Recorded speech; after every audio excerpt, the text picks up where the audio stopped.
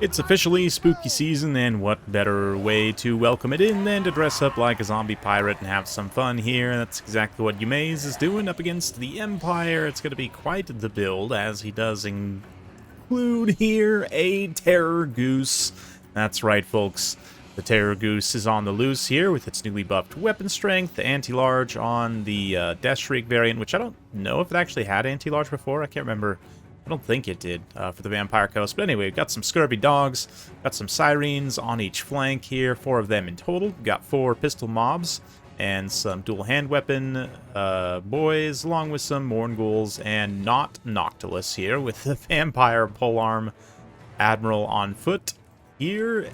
Opposing them for the Empire, we've got good old Marcus Wolfheart, Silver Bullets, nice wide army with plenty of Huntsmen and Swordsmen, Spearmen, Reichsguard in the back instead of Empire Knights. Nice choice. We've got a Bright Wizard as well for some fire damage.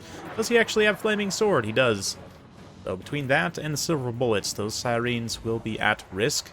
We'll see immediately.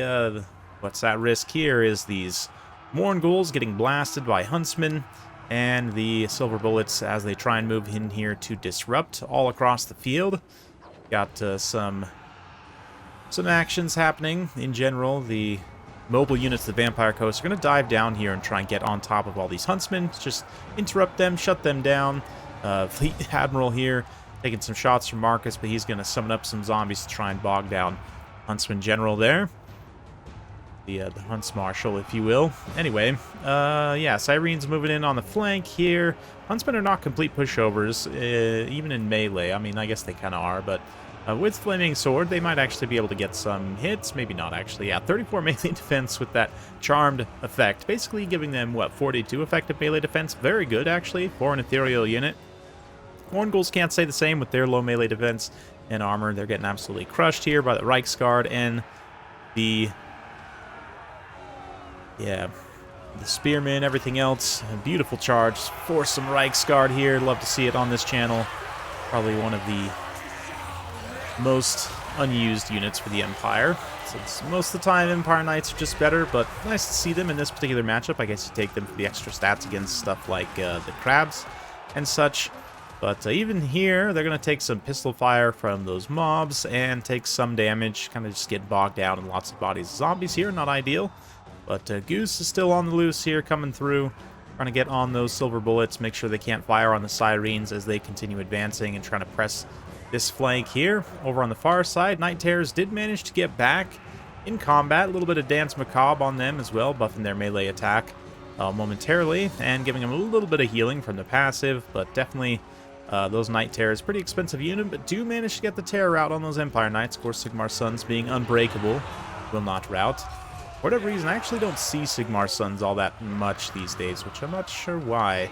At least in the Empire replays I've been seeing recently. I mean, I'm pretty much an auto-included most Empire builds, I would say. But these Empire ranged units definitely putting work on the Death Goose there as Hit takes another Fireball. It's going to start crumbling, try and chase after Fire Wizard a little bit here. But not looking good for him. Marcus got decent range, of course. Anti-large AP on his shots as well. Massive 120 bonus versus large, so we'll be hitting that Goose super hard. Reichsguard here continuing to try and shut down the Scurvy Dogs. Sirens kind of chasing them up, so definitely going to be a pretty close game at this point. We do see a net go down here just to make sure the Empire can finish off the Goose. Marcus has always been good in this matchup because he can stand at range and shoot the important targets, control with the nets. Vampire Coast's already slow movements, and yeah, of course, Huntsmen also. Just generally really good here. Empire ranged units can definitely compete, if not win, in this matchup, depending on the build. Especially right now, I would say Empire has probably an advantage, just in general. But yeah, nice to see Siren attempt from Yumaze here as he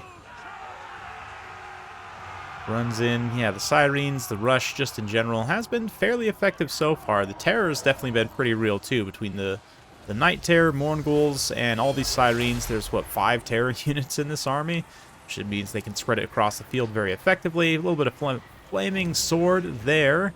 Fortunately, none of those units are actually, like, fighting the Sirens directly. They're actually just cutting through those deckhands, which, you know, it certainly does help. But, like, those Empire Knights can turn around, get a little charge right here into those Sirens, and probably absolutely crush them. Yeah, they are actually going to, but a little bit late. That effect actually drops right when they charge in, and you can see even still they're able to do a decent amount of damage on the charge there. So yeah, I would say from a magic standpoint, I haven't seen a lot of flaming swords, and the sort of health of the sirens indicates that it hasn't been used particularly effectively, even if it has been used.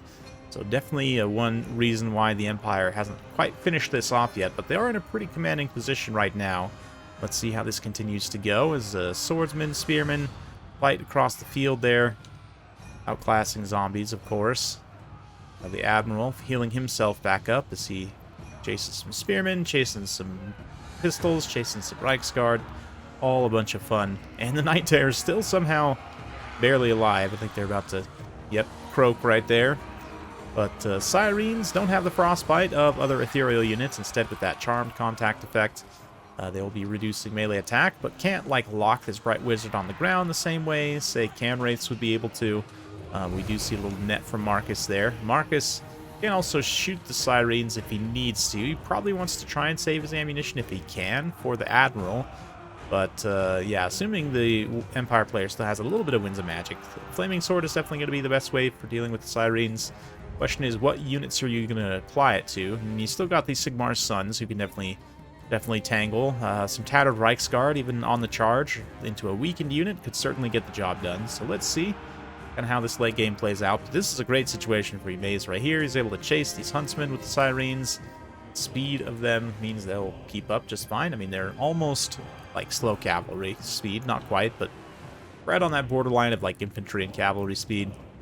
Only very, very fast. And as a result, even without that frostbite, can definitely keep up with infantry units at least. And we see these Huntsmen just getting chased all over the field as a result. So let's fast forward a little bit through this mid-phase, sort of third quarter. We move towards the final phase here as those Empire Knights, or Reichsguard rather, going to get terrified away. This unit of Sirens, though, does get kind of cut down. More Reichsguard trying to bail out the silver bullets. They keep loose a few bullets that are silver, of course, and deal magic damage. They would be able to cut through these ghosts, no problem. But as it is right now, not looking great. Marcus is going to start applying his weapon to the Admiral here, which is not a pistol Admiral, so can't shoot back. But another little charge there from the Reichsguard. Yeah, doesn't seem like there was a lot of flaming swords left, maybe. Yeah, comes in a little bit late there.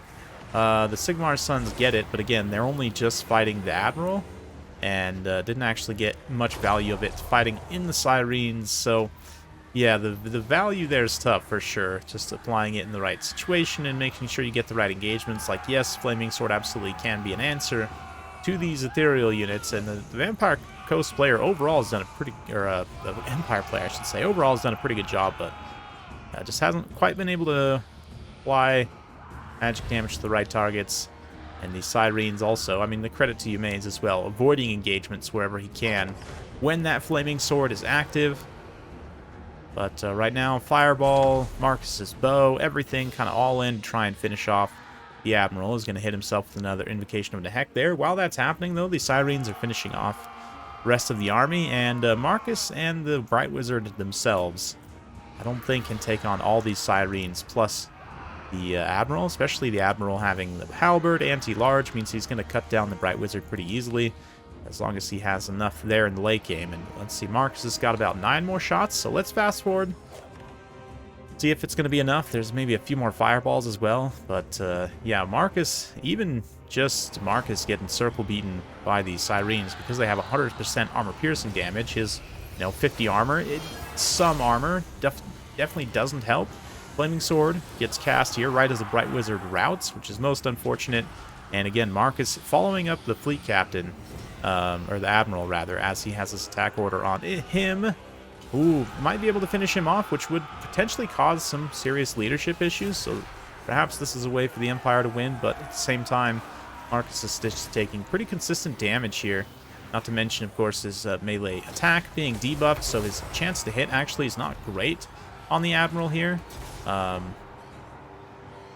and we see like a few melee attacks kind of whiffing there, dealing no damage. Admiral is able to kind of turn things around a little bit, and the balance power is going to flip super quickly. Nice rear charge, though, from the Bright Wizard, using that Pegasus charge bonus to good effect. 35 is definitely solid enough that he can get a hit.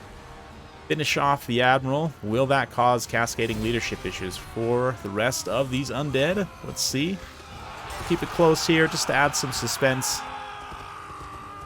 Looks like the Bright Wizard's out. Now the question is, can Marcus hold? We've got a handful of Spearmen here as well moving in to try and help. Hunts Marshal. Those look like they'll get into combat as he squeaks away.